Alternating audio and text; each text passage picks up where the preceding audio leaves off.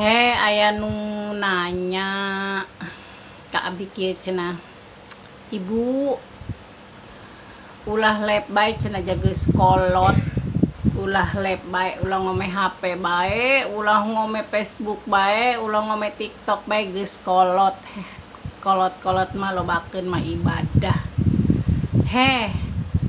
Naon urang arek salat burung kudu laporan ka maneh, arek amalan burung kudu divideokeun, kudu bebeja ka maneh.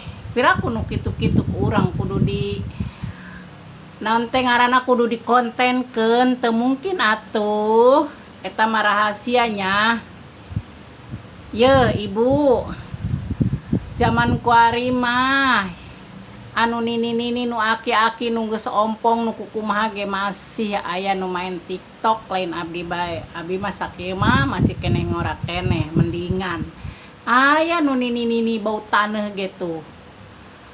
Kuari mah zamanna duniana geus kudu ngikutin perkembangan zamannya. Ai masalah ibadah mah piraku ku urang kudu divideokeun, piraku ku urang keur salat kudu dikontenkeun, piraku abi salat arek bebeja ka ibu.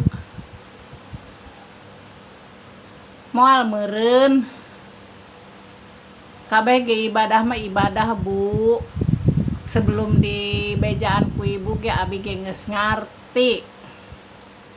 Ari ngonten-ngonten mah naon sih, hiburan. Kabeh ge butuh hiburan. Di dunia ieu butuh hiburan. Piraku urang nek justru bae burung ibadah. Teu kitu oge nya. Pokona mah jelema mah aya beta nu usal nu usil, tapi los teuing bae nya. Antepkeun jalma nu kitu mah sabodo amat nya. Manya teuing ta urang rek salat burung kudu divideokeun, kudu dipamerkeun, kudu dipostingkeun. Nek ibadah-ibadah bae kudu dipostingkeun burung bebeja ka ibu. Ibu bae ge anu komen ka abi tetep nonton live abdi, eta emang teu sarua. Kan sarua eta ge ngome HP. Cina ka abi ngarankeun ulah TikTokan, ulah Facebookan, ulah live. Eta buktina ibu nonton live abdi, berarti ibu ge masih main HP nya. Jahil bae jadi manusia, ulah sok usil masing-masing.